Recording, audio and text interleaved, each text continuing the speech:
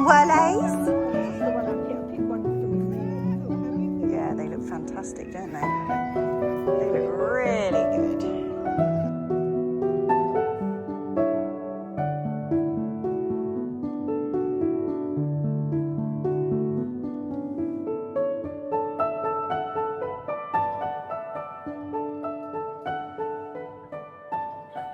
Good morning, good morning. It is another ferociously hot day today, or it's going to be, still quite early this morning. I got the podcast editing finished this morning, so that's Alex and I's Common Ground, which is coming out on Friday. So actually, come to think of it, by the time this comes out, it will already be out. I will put the link underneath. So that's episode 3, and it's on insects, which is quite interesting. Actually, we chatted to Mark, the bee man, which was really interesting. Anyway, if you haven't listened to it yet, because we're talking in the future here, I will put the link underneath. So yeah, what are we doing today? I've actually just nipped up to pick some stuff. We've got broad beans to pick and we've got fruit to pick. So mainly Loganberries, but that's extremely exciting. I'll tell you what else is exciting. So you know that my mulberry tree had a sex change. It used to be female, and then we had a really harsh winter and it did something to it and flipped it. So all of the flowers, or not all of the flowers in the first year, but over those, like the next probably 3 years, or maybe it was 4 years since the first branch went, each year more and more of the branches have just been producing male flowers, and obviously you don't get fruit from male flowers. This year, every single branch was male, which is such a shame, because it's essentially meant that the tree itself is no longer a fruiting tree. And it's such a shame, because it's such a beautiful tree, and the mulberries are one of the most delicious fruit on the planet. I have to do a little bit more research into methods or possible ways that we might be able to try and jolt it into flipping back. But I have read that it's an easier, or it's a more common flip from it to go from a fruiting tree to a not fruiting tree than from a not fruiting tree to a fruiting tree, if you see what I mean. But I was under there yesterday and I've spotted 2, yes, I tell you, 2 female fruit. Come with me, boys and girls. So they are right at the back, under here. So mulberries can you see me? Mulberries anyway are a fruit that fruits under the branches. So they're very, very difficult when you're picking them to see where they are. But I have spotted 2 fruit. 2 actual fruit. That is so exciting. We are going to have to protect this branch with our lives. Anyway, yeah, so I'm going to be doing some picking this morning and hiding from the sunshine.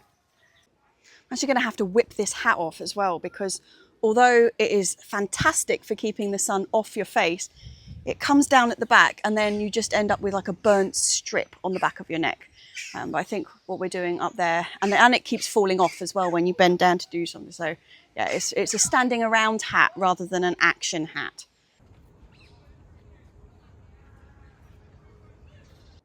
So the broad beans have been really successful this year, but we're just about at the point now where we need to strip them off. Firstly, we need the bed, because it's the one that's got the main, well, you can see it, the main structure up here that we need for some of those spare tomatoes that we didn't have room for in the polytunnel. Mum has been diligently trying to keep the poor things alive while the broad beans do their thing. But now they've completely finished flowering. There's no chance of any more beans on them. And I think the best thing to do is just to strip them off completely, whip them out, and then we'll get some tomatoes in that bed. So yeah, bean stripping time.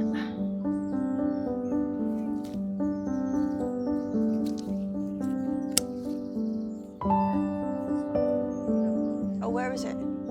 Oh, yeah. Lovely.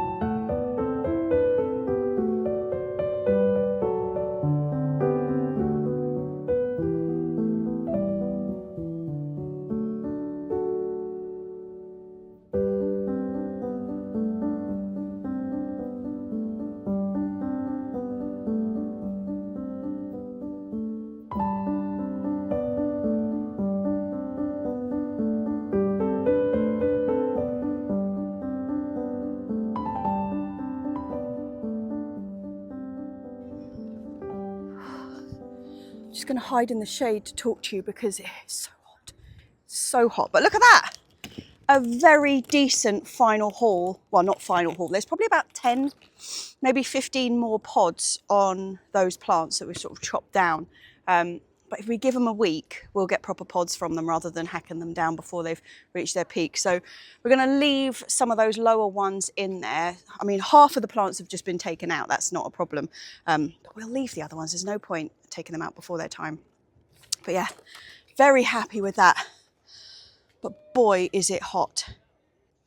Luckily, the next job is in the fruit cage, which is nice and cool. We're doing picking, actually. We've got loads to pick in here. Very exciting times. Very exciting.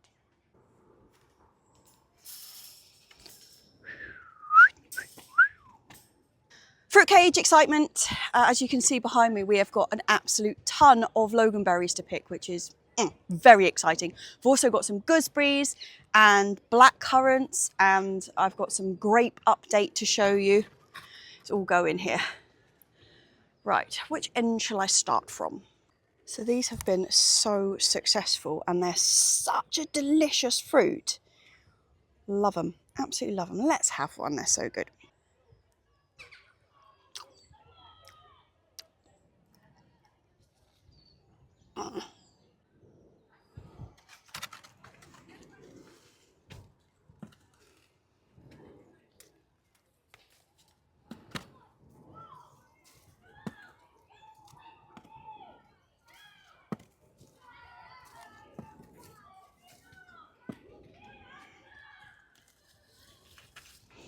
Got to be careful of these branches actually. These ones that don't have any fruit on this year is where the fruit's going to come from next year. So I'll just be really gentle with those.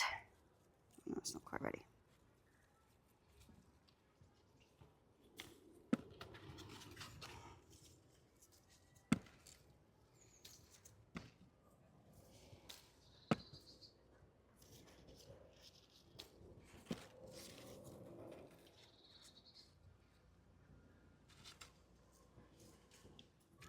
So I was given this plant, was 2 years ago, possibly 3 on the outside. It's such a great fruit. Not one I had really thought about growing before, but I was given it by a guy who grows them also on this same allotment site. It's a cross between a raspberry and a blackberry. And they've been around a really long time, actually, like 1881, the cross happened. Mr. Logan made his Loganberry long time ago, so I'm surprised they're not more popular, because what a great fruit, and so easy to grow. They grow brilliantly. Not as brilliantly as these blooming gooseberries this year, though. They are triffids. I'll grab some in a minute, yeah.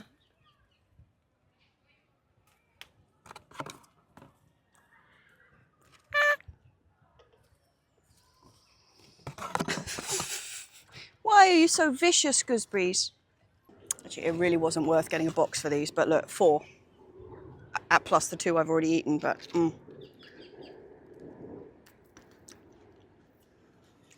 Oh, so good. I'll give the rest of these to Mum though, because, you know, fair's fair. Loganberries and broad beans. So one more thing I will do before I head off is give you a quick update in the greenhouse. Obviously you saw that the radishes have come up, but radishes are renowned for being extremely quick germinators, but actually stuff in the greenhouse that I sowed into the cell trays has also come up. Terribly exciting. Yeah, have a look at this. So I was going to say no agretti, but actually there is agretti. Can you just see that? They come up very strangely. They're like little sort of fried snakes, but they are coming. That's really exciting. The Mizuna, that's up.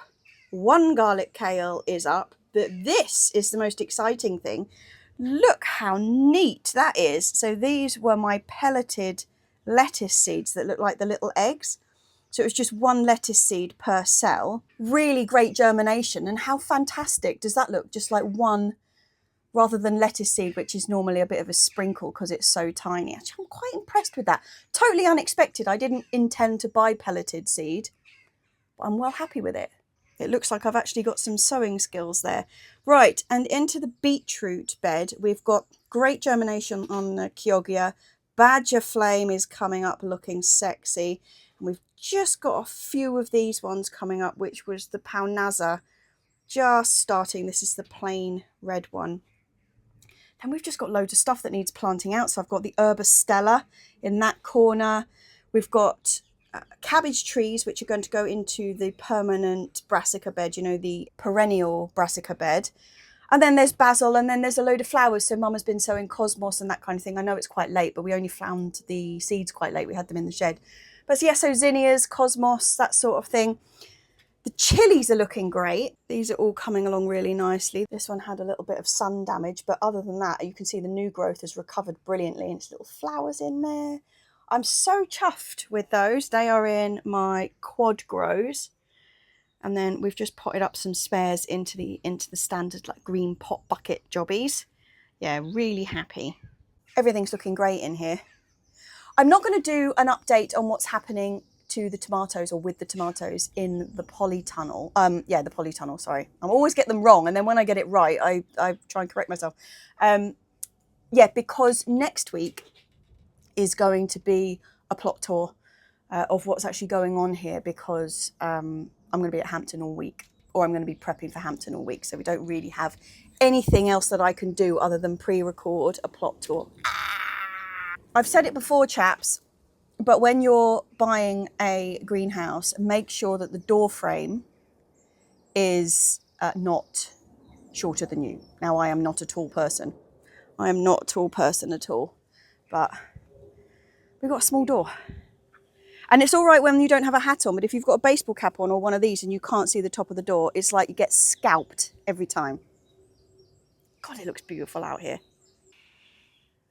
Look at that. Just looks gorgeous. Mum is on a watering mission because we've got the 2 bags of mulch ready to go onto this bed. But obviously, as I said before, like we have to really, really, really water the beds before you put the mulch on, because the mulch holds in the water. So that's what Mum is on a mission doing at the moment. But this is what I mean. It just looks gorgeous. And what's funny is that the flowers don't seem to pick up that well on the camera. Like, your eyes just are picking out all of the pinks and the purples, and just doesn't seem to come across on the camera. But trust me, it's looking absolutely stunning. And pretty much every poppy has a bee in it at the moment.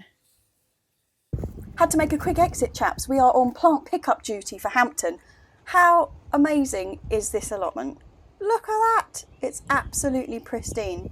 This is Nikki's allotment, who is one of the volunteers for Hampton, and she's been growing a load of stuff. So yeah, we're going to lug it back to Manor Road.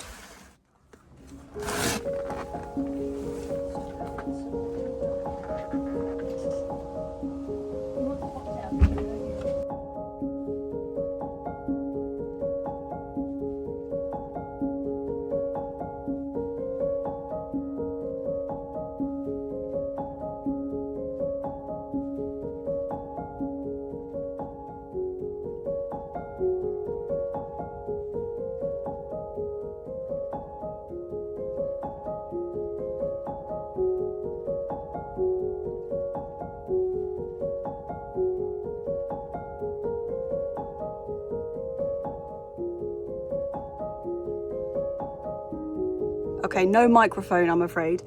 But let me show you. This is where we are collecting our plants. It's not at my allotment site, but it's like behind the clubhouse at this other allotment site. And we have got all of our stuff coming along really, really nicely in here. This is the tank that we moved yesterday. We've got some great stuff. Cavallero chilies looking absolutely fantastic.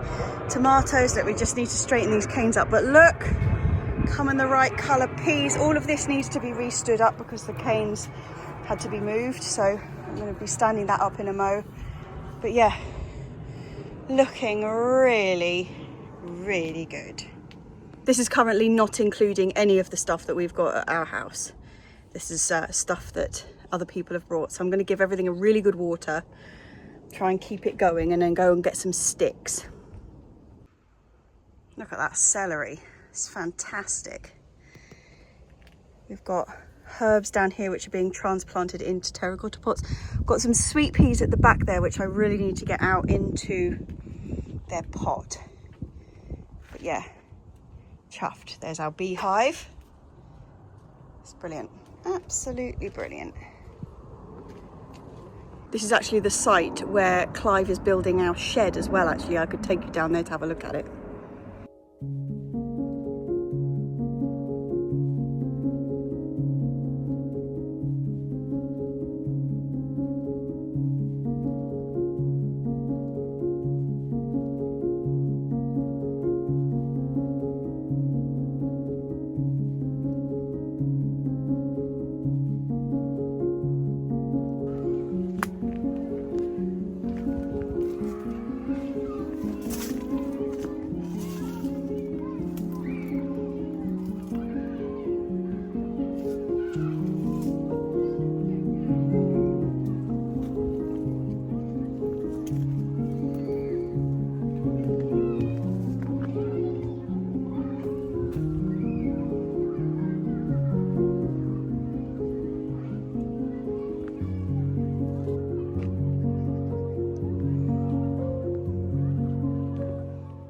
Here it is, sneak peek at the shed that's at the middle of the Hampton Court plot.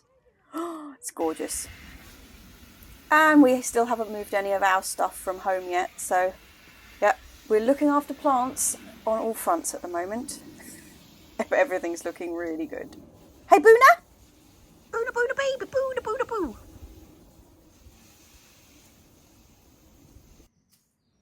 Good morning, we're back. It is Thursday morning, right? This time next week, we will be at Hampton starting the build.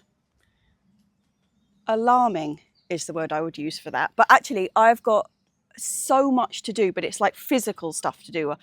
I'm kind of over the paperwork section now. I hope, unless Holly, the girl who's the liaison person, comes back to me and it's like, you filled all the forms in wrong, which is a distinct possibility. But what I'm up here to do this morning is to pick up some more planks, because the raised beds, I'm going to actually, when we go home and I'm starting to do this, I'm going to talk you through the design so you can see which bits I'm making as I'm making them. But the raised beds, we've got 2 raised beds on the garden, and they're made up of bits of upright wood. So instead of the planks going that way, the planks are going this way. They're all a little bit higgledy-piggledy, so they kind of go between 15 and 22 centimetres each. And why I did that, I've no idea, because I'm now realising that I've given myself so much more work to do. If I just laid planks sideways, it would have been easy as pie. But still, that's what we're doing. And I've got some planks. Obviously, lots of people from the other allotment sites have given me planks, but we're a little bit short, plus mine. So I'm going to just salvage what I can from our wood pile and go home and do an absolute mammoth chopping section. Overall, each bed is about 3 and a bit meters long and 1 meter wide. So it's all the way around each, which works out at 12, 30, about 14 meters of this chopped wood I need to make up. And then there's a bit at the back. So overall, it's about 18 meters of this stuff I've got to chop. Whose silly idea was this? Anyway, I better get on with it.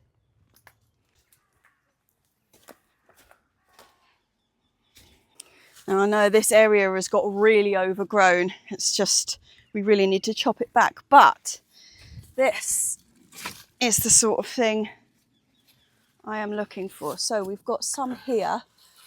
They're good ones. And that. There's a couple of these we could shove in.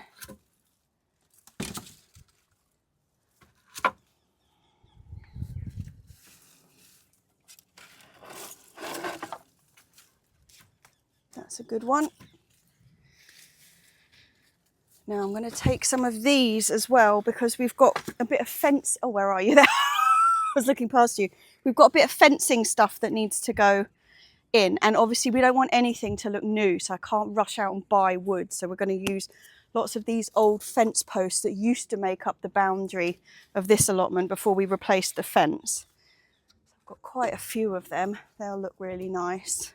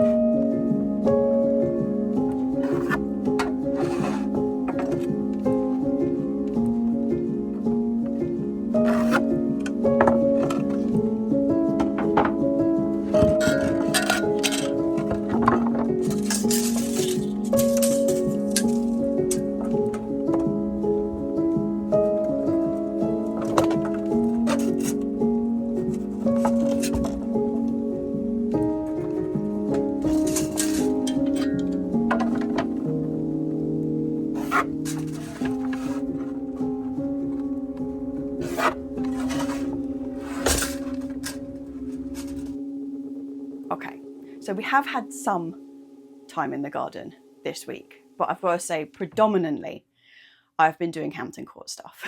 It's one of those things that even the simplest task seems to take such a long time.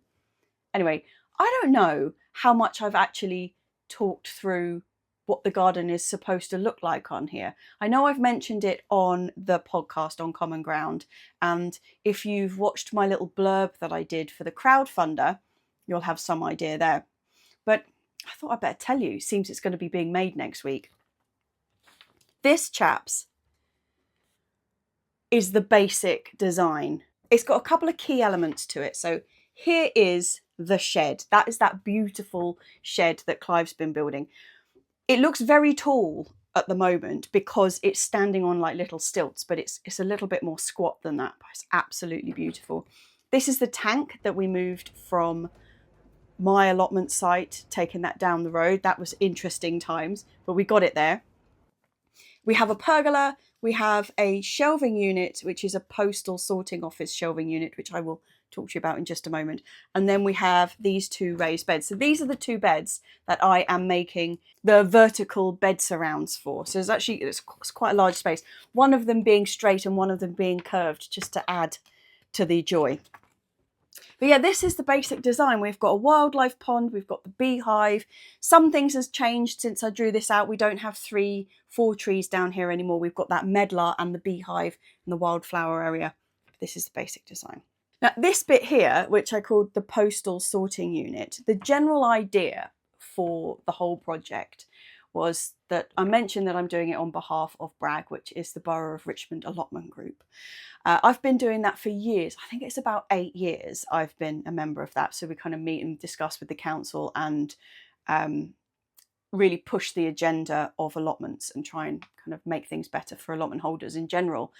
But there's 24 sites in Richmond and they're all part of BRAG, and yet myself, and I found out when I started asking, we don't know each other's allotment sites at all. 24 sites, and we're really quite insular, each of us, and the allotment sites are so different. I thought this would be a good project to try and bring a bit more cohesion amongst the allotment sites in the area, and I think it's worked. We don't have all 24 allotment sites joining in on this, but we do have 9, which I think is a pretty good number of people getting involved. And it's meant that I've been going around to all these different sites and other people have been coming to my site, and we've kind of got a really nice exchange going, which is something that I really hoped would come out of the project.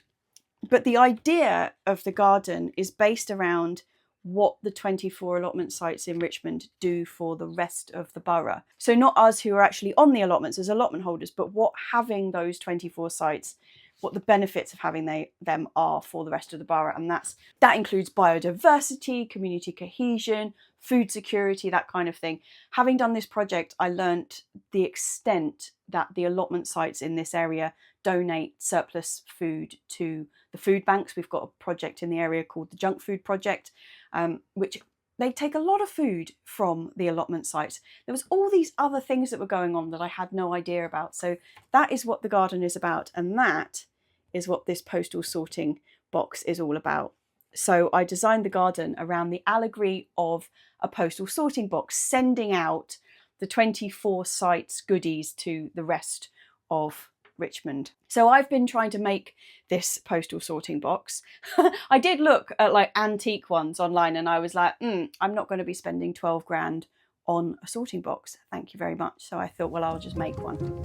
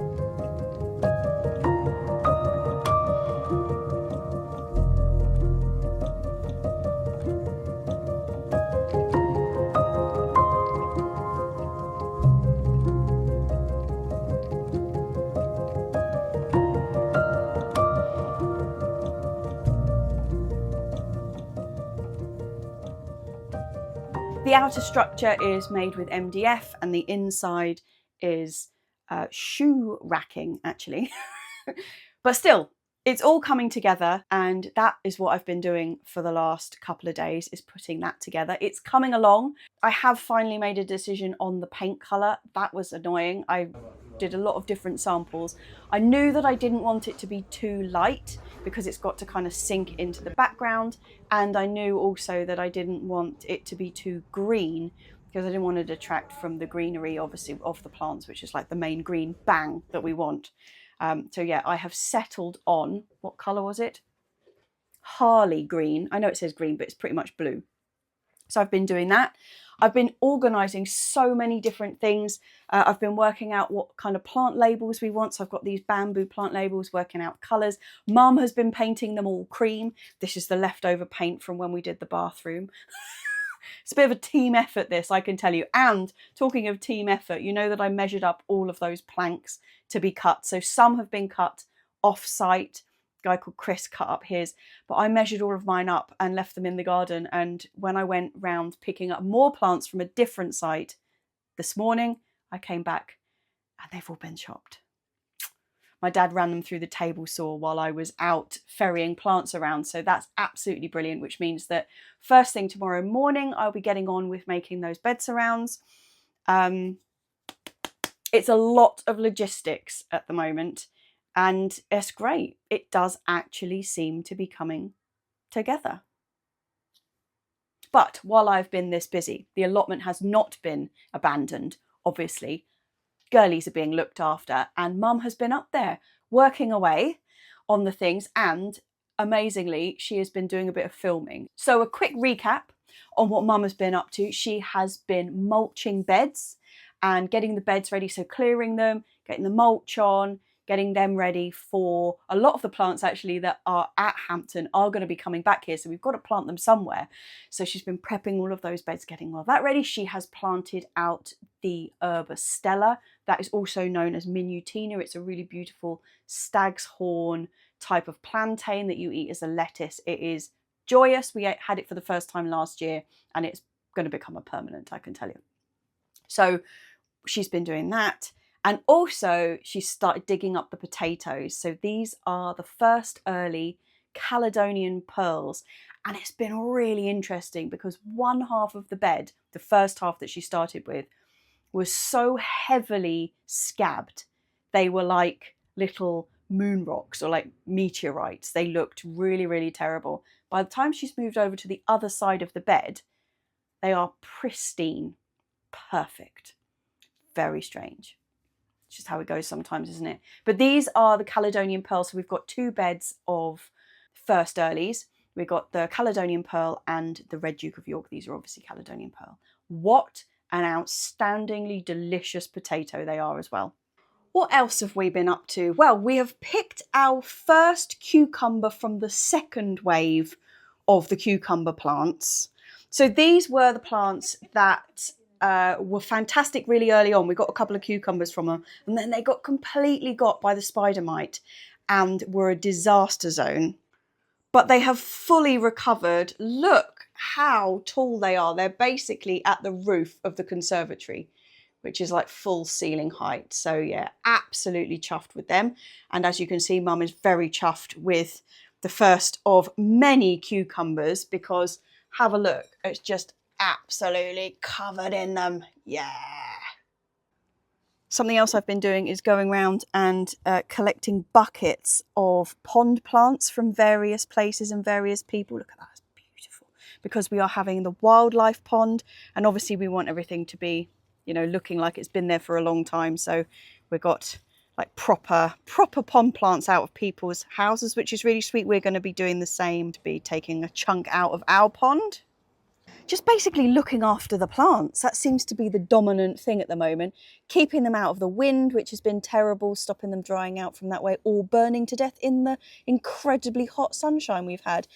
The Thai basil, which is this one, is starting to flower, but actually I don't mind that at all because it just looks beautiful when it flowers, so I am not fussed. That's looking really good. The chard is still looking great. I'm really chuffed with that, obviously. not exactly show worthy, but I mean, I'm just really happy with it. That's fine. We've got some cosmos over there. We've got some gorgeous fennel, which was the, you know, offshoots and stuff. That's great. We have more chard there. The potatoes, unfortunately, two things went wrong with these. Firstly, they grew up really, really quickly. I think I overfed them. Obviously, they are never going to grow in a window box. Like, that's a very poor choice for a potato thing, but obviously it's just for the show garden. But actually, they grew very, very tall and very, very lanky, and then a plank fell on them from this pile of gubbinge that I've got up here. So they're kaput. That trough will be dug out and replanted with something else, I think. The peas have not recovered. I thought they were going to. You can see they've just started with a whole load of new growth and loads of new peas, but they're just not going to do it. These went far too quickly. I started them off, they looked brilliant, and then they just went basically too much. So these are coming out. Luckily somebody else has grown some peas, so I'll whip those canes out and plant them in somebody else's box. Nasturtiums and beetroot looking great. They're ready to go. I'm really pleased with them. And then round this corner, we've got some things hiding from the worst of the heat. Oh, we've got laundry as well. Please ignore that. But we have the kales around here. So we've got 2 troughs of kale. The Mizuna, the second lot of Mizuna have bolted as well. So I'm afraid Mizuna is out. There is more kale just hiding behind the laundry over there. So yeah, it's been a lot of looking after plants, trying to protect them from the wind and then the rain and then the burning hot sun. And these are all my beautiful planks. I've got some here. I've got all these ones up here. Brilliant. And I've just got to attach them to battens. So that's going to be in this coming week's video. Lucky you. So that, chaps, is where we are. Huge cheers. Cheers.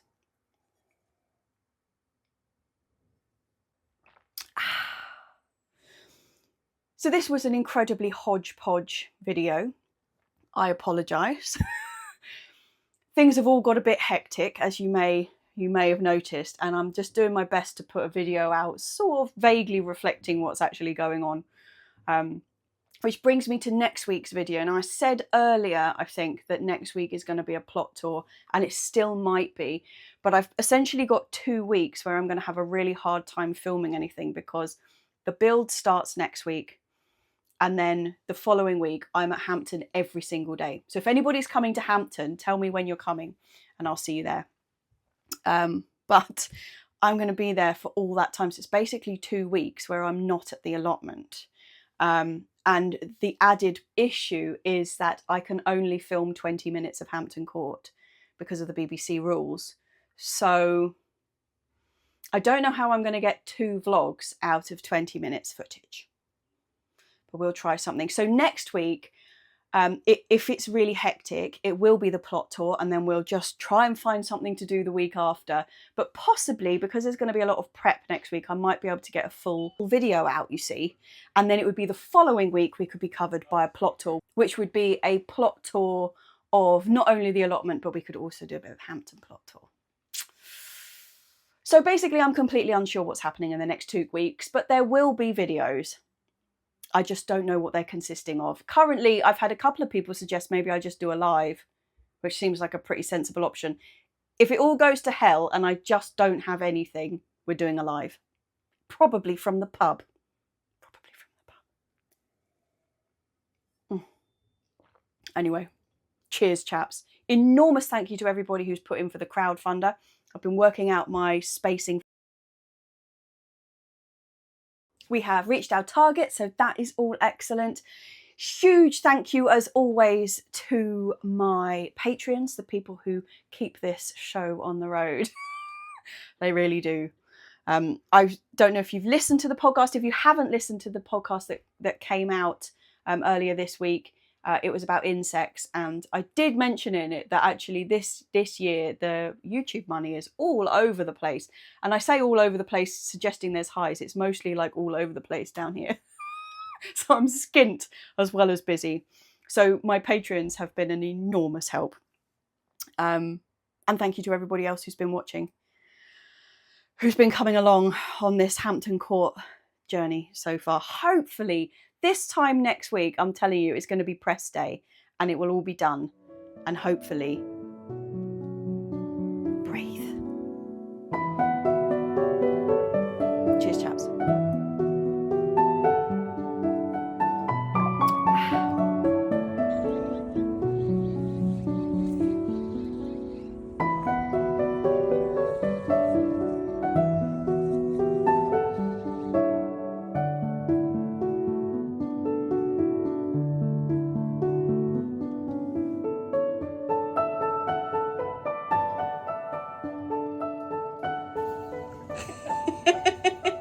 Dinner tonight. Oh, that's just really heavy too. Is it? Yeah.